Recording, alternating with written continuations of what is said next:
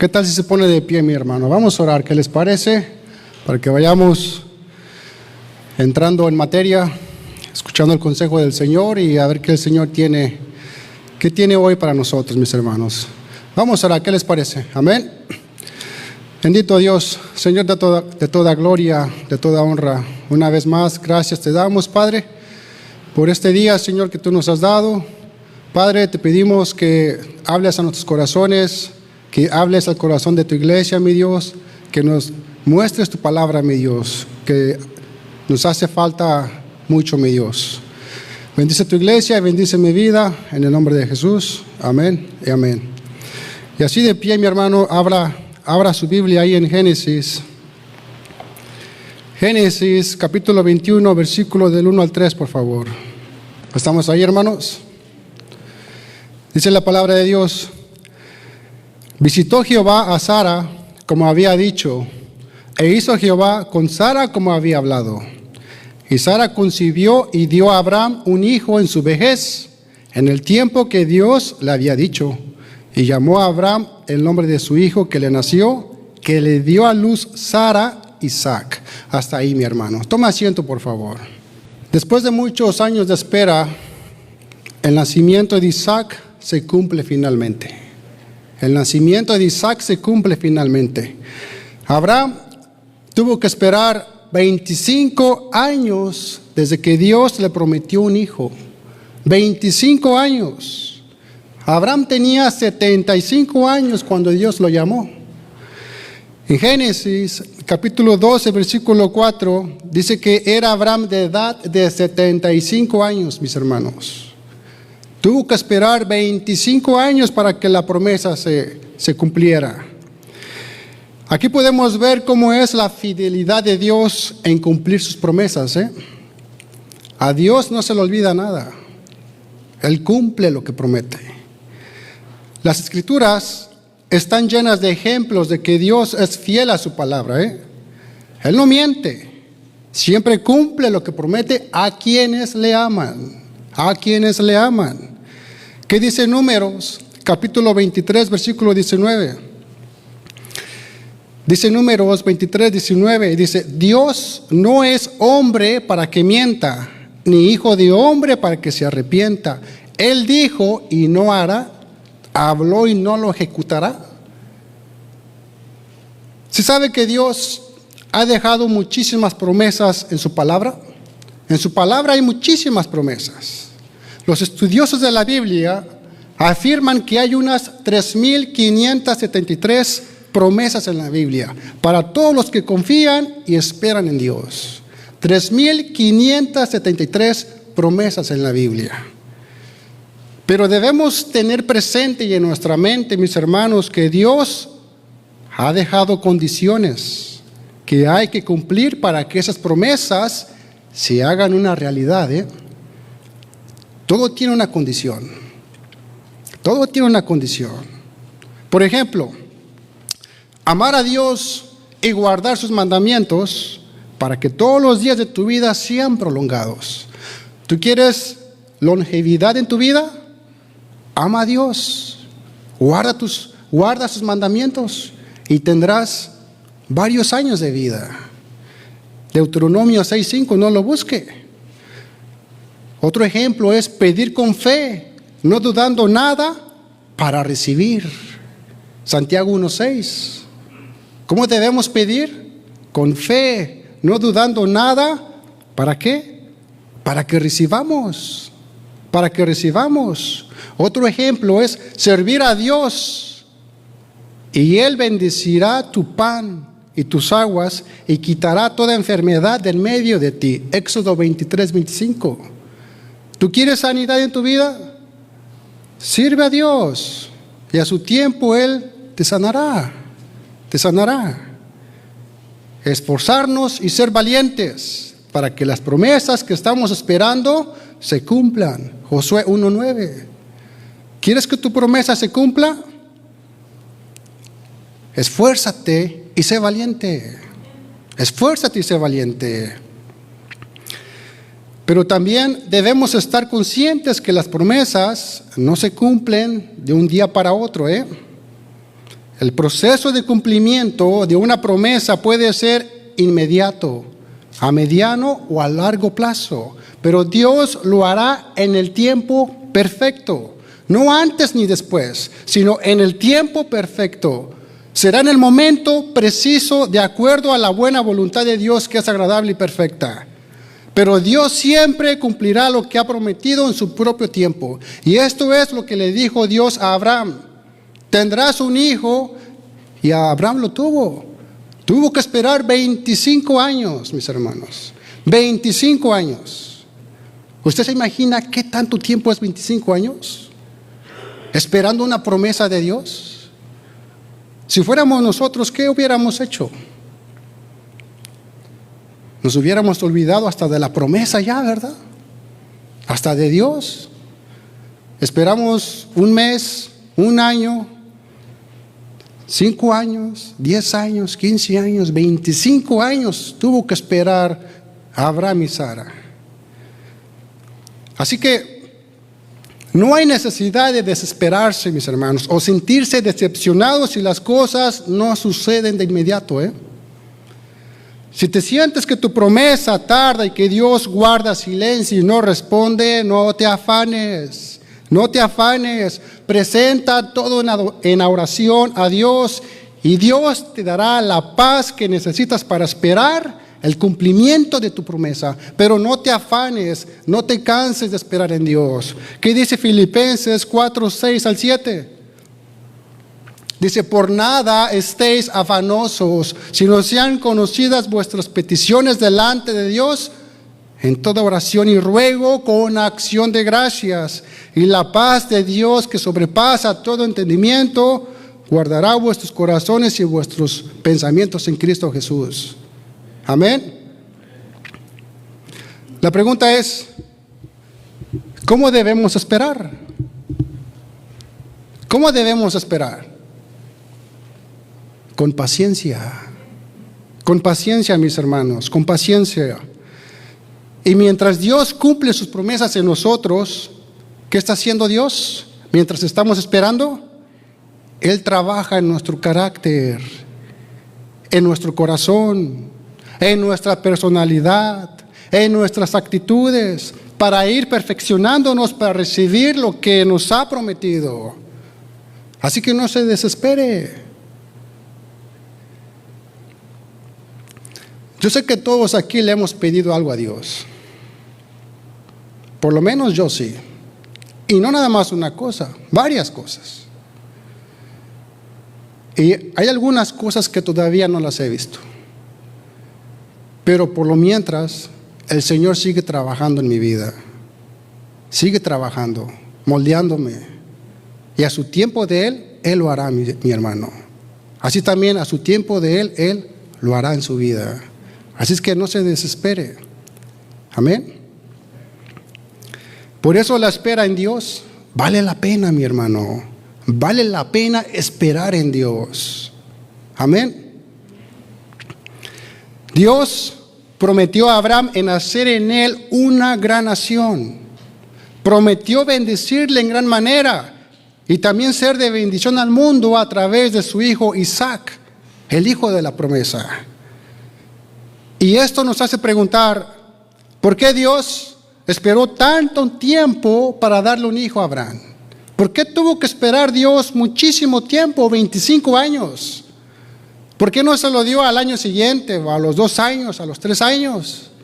25 años. ¿Por qué esperó hasta que Abraham y Sara se pusieran más viejos? Dios nos quiere demostrar que nada es difícil para Él. Nada es difícil para Él. Y que la edad de Abraham de 100 años y la edad de Sara de 90 años, aparte de su esterilidad, no eran impedimentos para que Dios cumpliera su propósito en ellos. Nada es imposible para Dios. ¿Qué dice Hebreos 11:11? Dice: por la fe, también la misma Sara, siendo estéril, recibió fuerza para concebir y dio a luz aún fuera del tiempo de la edad, porque creyó que era fiel quien lo había prometido. Se los voy a leer otra vez.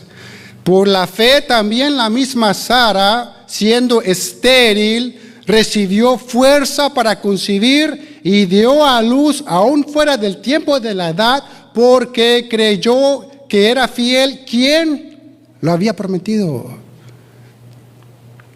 Sara le creyó a Dios y de él mismo recibió sus fuerzas. ¿Qué fuerzas pudo haber tenido Sara, mi hermano? 90 años. Casi ningunas. Según una mujer puede quedar embarazada naturalmente hasta que comienza la menopausia, según los estudios, que suele ocurrir entre los 45 y 55 años. Y en algunas ocasiones, cuando se entra en esa etapa, la fertilidad de la mujer disminuye mucho. Cuando una mujer entra a los 45 años, la fertilidad de la mujer es mucho más baja después de los 45 años. Y a veces casi ninguna. El hombre es diferente, ¿eh? El hombre es diferente. El hombre siempre es fructífero. Nunca deja de ser fructífero. Puede llegar a los 100 años y puede seguir teniendo hijos. De que le va a costar, pero nunca deja de ser fructífero. Sara, a pesar de su vejez y de su esterilidad, consigue un hijo. Sara era estéril y de 90 años. No había ninguna posibilidad de que ella quedara embarazada y que pudiera concebir. Ninguna, mi hermano, ninguna. Pero recibió sus fuerzas ¿de quién? De Dios. ¿Por qué? Porque creyó en aquel que se lo dijo. Acompáñame en el versículo 3. Génesis 21:3. ¿Qué dice? Dice, y llamó a Abraham el nombre de su hijo que le nació, que le dio a luz Sara, Isaac. Isaac significa risa. Cuando Jehová le dijo a Sara que iba a engendrar un hijo, a Sara le pareció chistoso, Le pareció chistoso. Abraham también se había reído de la promesa de Dios. ¿Qué dice ahí en Génesis 17:17? Dice, entonces Abraham se postró sobre su rostro y se rió y dijo en su corazón, ¿a hombre de 100 años ha de nacer hijo? ¿Y Sara ya de 90 años ha de concebir? Les pareció chistoso. Abraham y Sara se habían reído sobre la promesa divina. Pero ahora ya tenían la dicha de estar agarrando a su pequeño hijo en brazos, mis hermanos.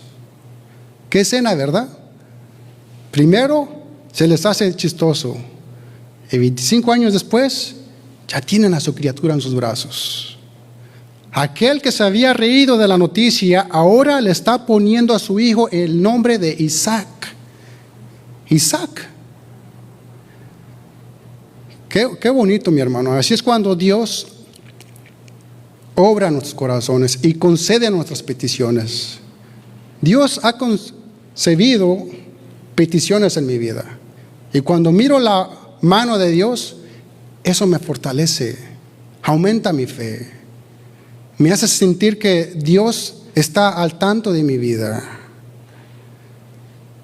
Imagínense a Abraham, que Dios le prometió un hijo y ahora ya lo tenía en sus brazos. Yo pienso que su fe de Abraham creció aún más, de ver que Dios es fiel, de que Él cumple su palabra. Pero a veces lo imposible nos hace dudar, Lo imposible nos hace dudar. ¿Y por qué se produce la duda en nosotros? ¿Por qué dudamos? Cuando las circunstancias parecen imposibles, ahí es cuando nace la duda. Cuando vemos que cuando algo no es posible o no es tan fácil, ahí nace la duda. Fíjese que Dios no duda de sí mismo. Para Él las palabras tal vez, puede ser, no sé, no están en su vocabulario, no están en el vocabulario de Dios. Y tampoco deben estar en nuestros propios pensamientos y mucho menos en nuestro corazón. Cuando entre la duda, mi hermano, agárrese más de Dios. Confía en Dios, confía en sus promesas. Debemos creer que para Dios no hay nada imposible. No hay nada imposible, que Dios es fiel y cumple sus promesas. ¿Quieres una promesa? Aquí están 3,754 promesas.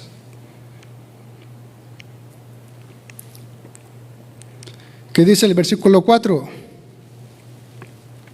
Dice, y circuncidó Abraham a su hijo Isaac de 8 días, como Dios le había mandado. Abraham circuncida a Isaac. La circuncisión era señal del pacto. En el Antiguo Testamento se requería que todo varón nacido al 8º día tenía que ser circuncidado. ¿Qué dice Génesis capítulo 17, versículo 10 al 4? Dice, este es mi pacto, le habla Dios a Abraham, que guardaréis. Dice, este es mi pacto que guardaréis entre mí y vosotros, y tu descendencia después de ti. Será circuncidado todo varón de entre vosotros. Circuncidaréis pues la carne de vuestro prepucio, y será por señal del pacto entre mí y vosotros. Y de edad de 8 días será circuncidado todo varón entre vosotros por vuestras generaciones. El nacido en casa y el comprado por dinero, a cualquier extranjero que no fuere de tu linaje, debe ser circuncidado. El nacido en tu casa y el comprado por tu dinero, y estará mi pacto en vuestra carne por pacto perpetuo. Y el varón incircunciso, el que no hubiere circuncidado la carne de su prepucio, aquella persona será cortada de su pueblo, ha violado mi pacto. Vemos que la circuncisión era parte del Antiguo Testamento. La circuncisión era algo externo, se hacía en lo exterior y funcionaba como la marca que separaba o identificaba al pueblo de Dios. Todo aquel que quería ser parte del pueblo de Dios lo hacía por fe y tenía que circuncidarse, mi hermano. Todo aquel, y el que no quería circuncidarse, ¿qué dice la palabra? Aquella persona será cortada de su pueblo. Dice, ha violado mi pacto. Ahora, en el nuevo pacto, la circuncisión pasó de ser física a una del corazón, no hecha por manos humanas, sino realizada por Cristo. Lo voy a repetir otra vez. En el antiguo pacto, la circuncisión era hecha por manos de hombres y era algo externo. Pero en el nuevo pacto, la circuncisión tiene que ser en el corazón, mi hermano. Algo interno. Aquí dice Colosenses 2:11. Dice, en Él, está hablando de Cristo Jesús, en Él también fuisteis circuncidados con circuncisión no hecha a mano. Nosotros necesitamos que la circuncisión en nuestro corazón sea hecha por Dios, no por el hombre, porque nuestro corazón es engañoso y perverso. Nuestro corazón es engañoso y perverso, por eso necesitamos el bisturí de Dios que haga esa operación en nuestro corazón. ¿Qué dice Jeremías 17:9? Dice, engañoso es el corazón más que todas las cosas y perverso. ¿Quién lo conocerá? Dios. Mateo 15:19 dice que del corazón salen los malos pensamientos, los homicidios, los adulterios, las fornicaciones, los hurtos, los falsos testimonios, las blasfemias. Amén. Así que pidámosles a Dios que nos circuncide el corazón, que nos perdone, que nos haga renacer de nuevo, mi hermano. Esa es la señal del pueblo de Dios, algo interno. Antes era algo externo, ahora es interno.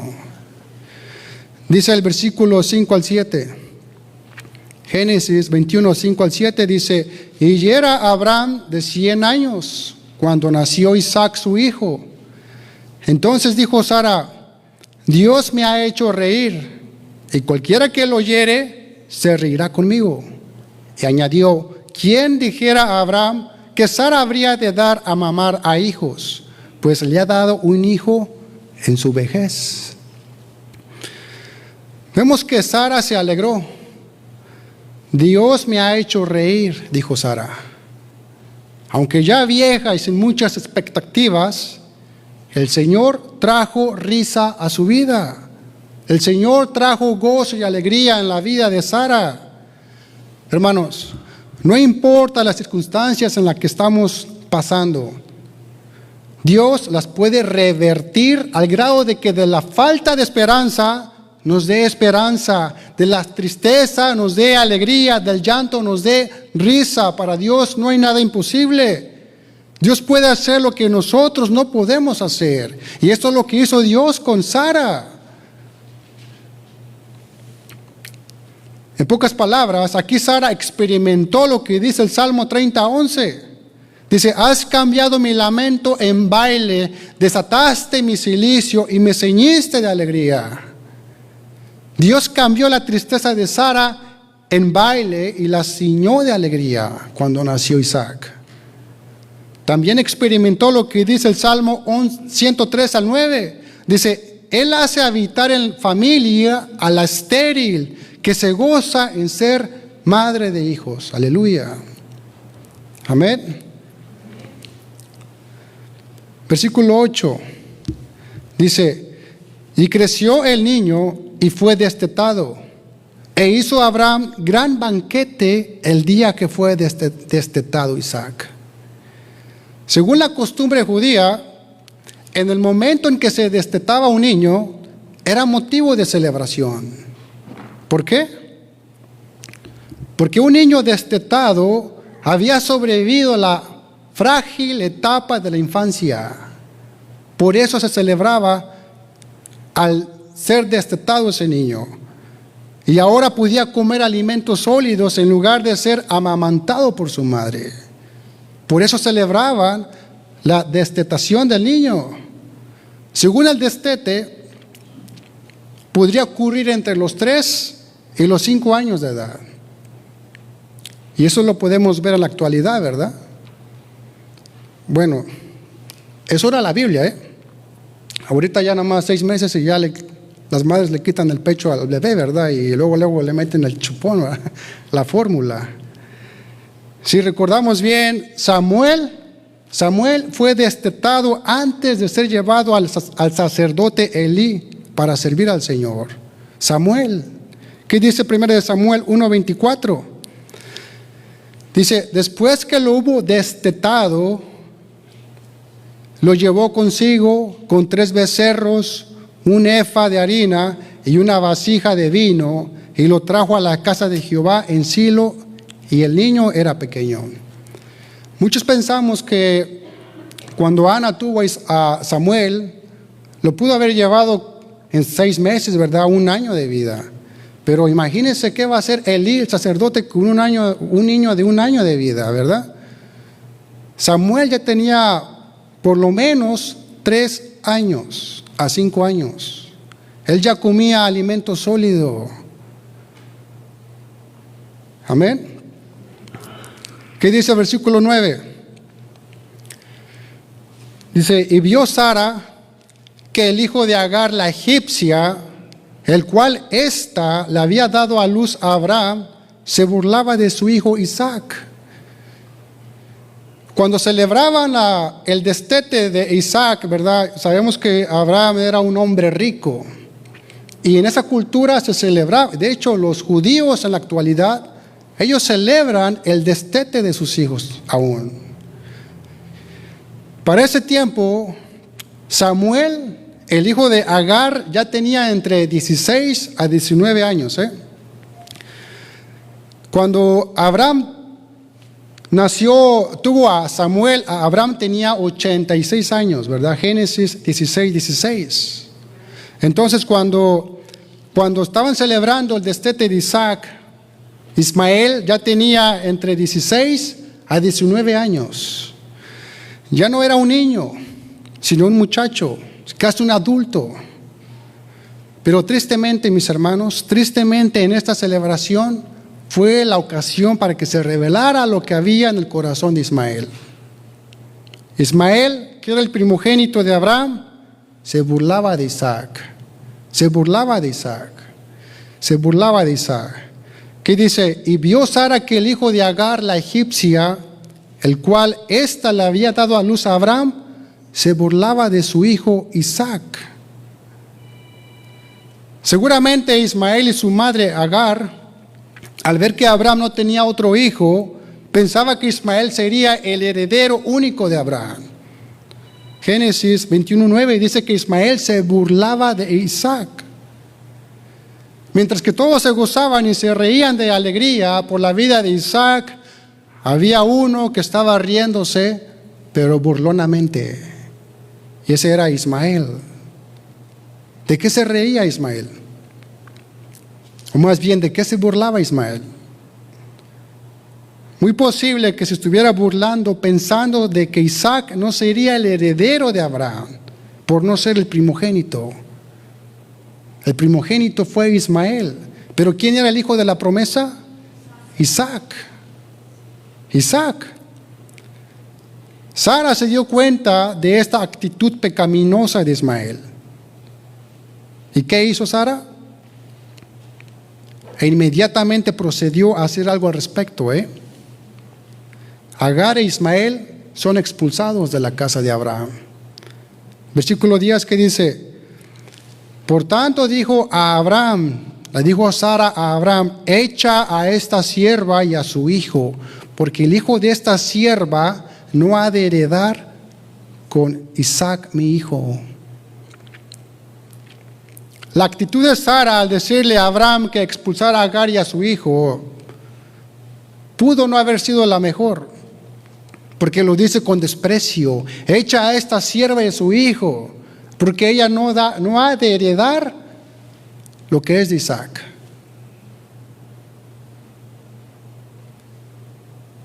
Pero Sara estaba pagando las consecuencias de sus malas decisiones. ¿Quién fue la idea de que se metiera Abraham con Agar? ¿De quién fue la idea? De Sara, ¿verdad? Versículo Génesis 21 del 1 al 16, no lo busque, pero ahí está la historia de cómo Dios le había hecho una promesa a Abraham: ¿sabes qué? Vas a tener un hijo a su tiempo. Pero la impaciencia de Sara, mirando que no se cumplía la promesa, le dijo a Abraham: Abraham, ¿sabes qué? Te doy a mi sierva, métete con ella para que dé un hijo a mis pies. Y Abraham, no tardado ni perezoso, ¿verdad? Pues tampoco pudo esperar.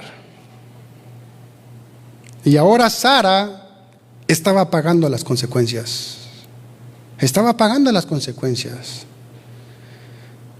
Versículo 11, ¿qué dice? Dice: este dicho, el dicho de Sara, pareció grave en gran manera a Abraham a causa de su hijo. ¿Por qué le pareció grave a Abraham lo que dijo Sara? Por su hijo, por Ismael, no tanto por la sierva, sino por su hijo, su primogénito. Esto le parecía demasiado duro al patriarca. Abraham no podía creer que Sara le estuviera pidiendo semejante cosa. ¿Cómo, amor, me estás pidiendo que eche a mi hijo, a tu sierva? ¿Ya? Pero Dios estaba permitiendo que esta situación sucediera para proteger a Isaac de Ismael. Por eso lo permitió Dios. ¿Qué dice el versículo 2 al 14? Dice, entonces dijo Dios a Abraham, no te parezca grave a causa del muchacho, no dice de Agar, a causa del muchacho y de tu sierva, en todo lo que te dijere Sara. Oye su voz, porque en Isaac será llamada descendencia. Y también del hijo de la sierva haré una nación, porque es tu descendiente. Entonces Abraham se levantó muy de mañana y tomó pan y un odre de agua y lo dio a Agar, poniéndolo sobre su hombro, y le entregó el muchacho y la despidió, y ella salió, anduvo errante por el desierto de Beerseba. Abraham estaba preocupado por Ismael. Estaba preocupado hasta que Dios le habló. ¿Sabes qué, Abraham? No te preocupes. Isaac va a tener una descendencia, pero también Ismael. ¿Y qué hizo Abraham? Dice que tomó un pan y un odre. Mire, Abraham era riquísimo, mi hermano. Él pudo haberle dado 2 siervos, un carro, caballos para que se fuera. Agar quería volverse a Egipto, ¿verdad? Le pudo haber dado cosas a Abraham, pero dice que nada más le dio un pan y un odre con agua. O sea, Abraham confió en Dios. ¿Sabes qué, Dios? Si tú te vas a hacer cargo de ellos, amén. Y nada más le dio pan y un odre de agua. Porque Abraham conocía a Dios, que Él se iba a hacer cargo de todo. Amén. Fue duro para Abraham expulsar a su primogénito y a su madre de su casa. Durísimo. Pero era más importante obedecer a Dios que seguir sus afectos de padre. ¿Qué es más importante? ¿Seguir a Dios o hacerle casos a nuestros sentimientos, a nuestras emociones? Obedecer a Dios. Obedecer a Dios, mis hermanos. Hay veces que nos queremos pasar de raya, Hay veces que queremos poner primero nuestros pensamientos, ¿no? Lo que sentimos, lo que pensamos, lo que es correcto, ¿no? No, yo voy a ayudarle a este hermano, pero dejo de congregarme. Yo dejo de hacer esta obra, pero desobedezco a Dios aquí. ¿Qué quiere Dios? Obediencia. Obediencia, mi hermano. Y eso es lo que hizo Abraham. Abraham puso de lado sus sentimientos, sus emociones, y lo que tú digas, Señor, así se va a hacer. Y al día siguiente agarró una agua, un pan y se los dio, y que Dios les bendiga. ¿Qué dice el versículo 15 al 16? Génesis 21, 15 al 16. Dice, y le faltó el agua del odre. El odre es piel de animal, ¿verdad? En aquellos tiempos ahí es donde guardaban el agua, en la piel de animal. Dice, y le faltó el agua del odre, y echó al muchacho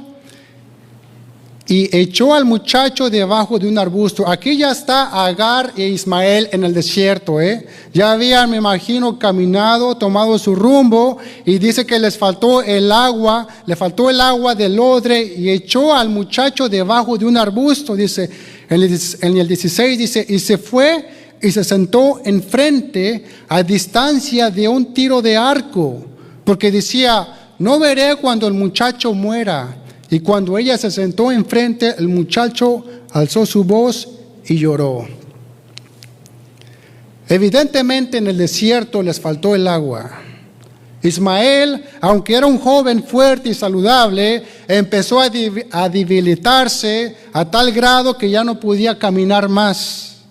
Sus fuerzas se habían agotado, y su madre, con todo el dolor de su corazón, decidió dejarlo debajo de un arbusto, porque no quería ver cuando su hijo muriera en el desierto. Agar, angustiada por el dolor de su hijo, fue y se sentó a una distancia, pero a una distancia donde podía verlo. Su dolor era tan grande que dijo, no veré cuando el muchacho muera. El dolor de una madre. Imagínense esa escena, faltándoles el pan, el agua, ya casi moribundos, Agar deja a Ismael debajo de un arbusto y ella se aleja a una distancia donde podía verlo, porque no quería ver morir a su hijo. Agar estaba destrozada y llorando. Madre e hijo llorando y sin esperanza, y se preparan para morir. Ya no tenían esperanza. ¿Qué dice el versículo 17 al 19? Dice: y oyó Dios la voz del muchacho, y el ángel de Dios llamó a Agar desde el cielo y le dijo: ¿qué tienes, Agar? No temas, porque Dios ha oído la voz del muchacho en donde está.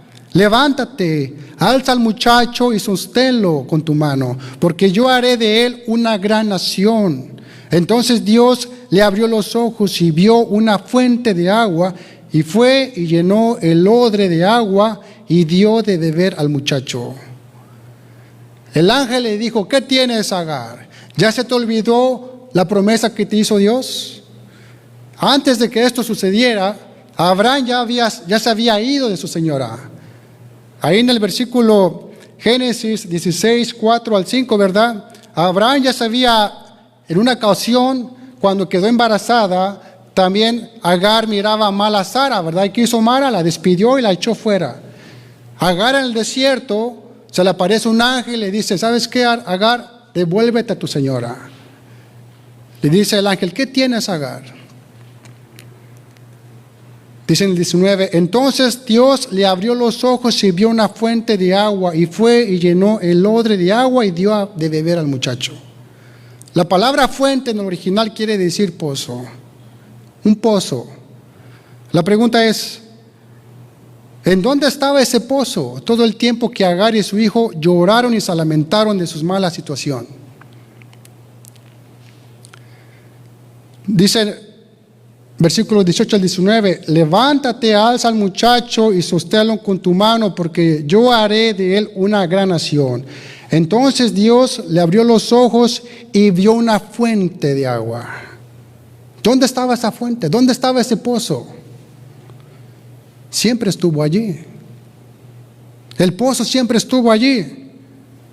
La Escritura no nos dice que Dios abrió un pozo.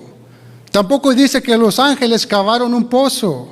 El pozo siempre estuvo frente de Agar. El pozo ya estaba ahí. Pero su problema, su angustia y su pesar no la dejaron verlo. Sus problemas no permitió que Agar mirara al pozo, hasta que Dios le abrió los ojos del corazón, los ojos de la fe, los ojos de la esperanza. Fue cuando Agar miró el pozo que ya estaba allí. Hermanos, pidamos al Señor que nos abra los ojos espirituales para ver lo que Dios quiere que veamos. Hay veces que estamos tan ciegos que no podemos ver lo que Dios quiere que nosotros veamos. La angustia de Agar era tan grave y profunda que no había visto la fuente de agua que estaba cerca de ella. Se requirió que Dios mismo le abriera los ojos para ver esa fuente de agua. Le faltó el agua al odre y el hijo se estaba muriendo de sed. Hasta ella misma estaba a punto de desfallecer. Dios tuvo que intervenir para abrirle los ojos a Agar. Agar vio una fuente de agua que tenía delante de sus narices y no la había visto porque estaba ciega. Agar e Ismael tienen a su lado una fuente de agua, pero no se dan cuenta de él, hasta que el mismo Dios les abrió los ojos, dice la Biblia. Hermanos, hay veces que estamos tan ciegos que Dios tiene que abrirnos los ojos. Nuestros ojos tienen que ser abiertos. Hay veces que estamos aquí y no nos damos cuenta aún del Evangelio, de quién es Dios. ¿Por qué? Porque estamos cegados.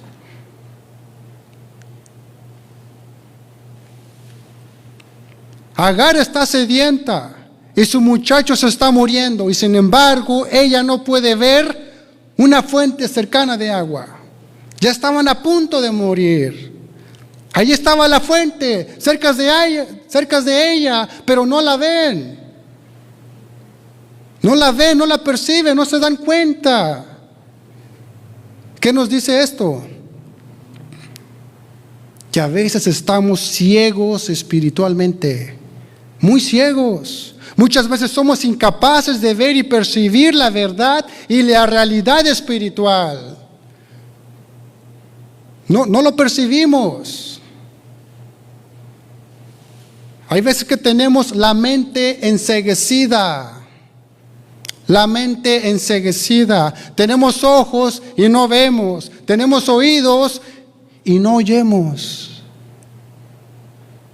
Marcos 8:18 dice: teniendo ojos no veis, teniendo oídos no oís y no recordáis.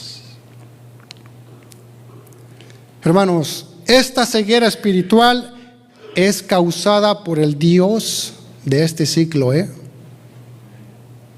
Segunda de Corintios 4:4 dice: en los cuales el Dios de este siglo cegó el entendimiento de los incrédulos, para que no les resplandezca la luz del evangelio de la gloria de Cristo, el cual es la imagen de Dios.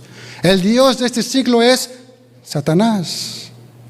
Satanás, que le gusta cegar el entendimiento de los incrédulos, para que no les resplandezca la luz del evangelio. ¿Se sabe que Jesús ha dividido al mundo en dos grupos? Los que se quedan ciegos y los que ven. ¿En qué grupo estás? Juan 9:39 dijo Jesús: para juicio he venido yo a este mundo, para los que no ven, vean, y los que ven, sean cegados. Hermanos, la ceguera espiritual es una realidad que nos afecta a todos.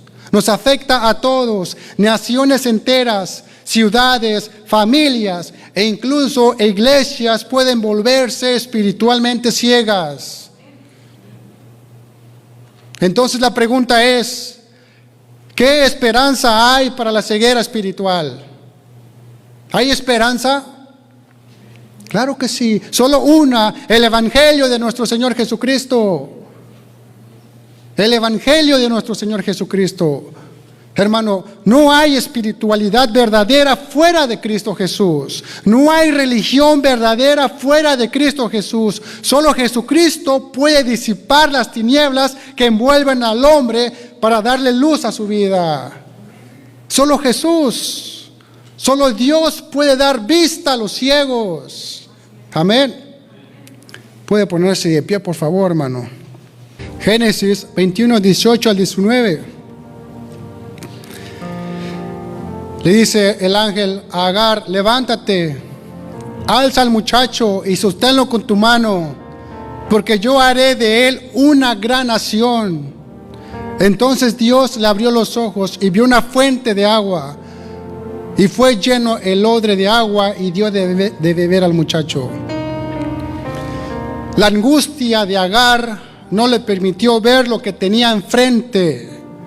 Que si Dios no le hubiera abierto sus ojos, jamás hubieran visto esa fuente de agua. Jamás.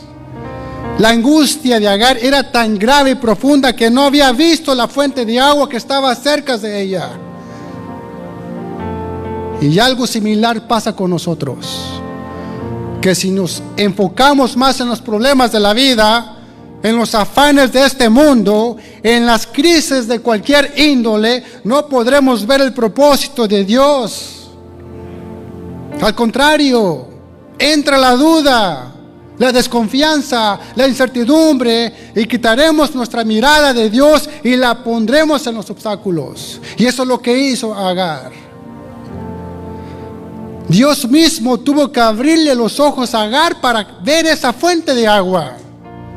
La fuente está a la vista, pero Agar no la percibe. La fuente está allí, pero el alma sedienta no puede verla. Cristo está allí, pero el pecador no puede verlo. Ahí está la fuente llena de la sangre de Jesucristo, pero el pecador no sabe cómo lavarse en ella. Tantas veces hemos escuchado las palabras, cree y vivirás, cree y vivirás, cree y vivirás. Son palabras sencillas que no necesitan de ninguna explicación. Son palabras tan claras que aunque se trate de un tonto puede comprenderlas. Pero el meollo del asunto está en que mientras la luz de Cristo no brille sobre el pecador, él no puede percibir y no percibirá la verdad que es evidente por sí misma. Cristo tiene que abrir nuestros ojos con el poder de su Espíritu, con el poder de su palabra. No hay otra manera. No hay otra manera. Hermanos, nuestros ojos tienen que ser abiertos. La fuente está cerca. Hoy Cristo está cerca. Y es el único que puede sanar nuestra ceguera. Él es el único. Salmos 119, 18 dice: abre mis ojos y miraré las maravillas de tu ley. Abre mis ojos. Pero antes de que el Señor abra los cielos para nosotros, recuerde que primero Dios debe de abrir nuestros ojos como lo hizo con Agar. Amén. Demos gracias a Dios por quitar nuestra ceguera espiritual y por trasladarnos de las tinieblas a su luz admirable. Vamos a orar, mis hermanos, ¿qué les parece?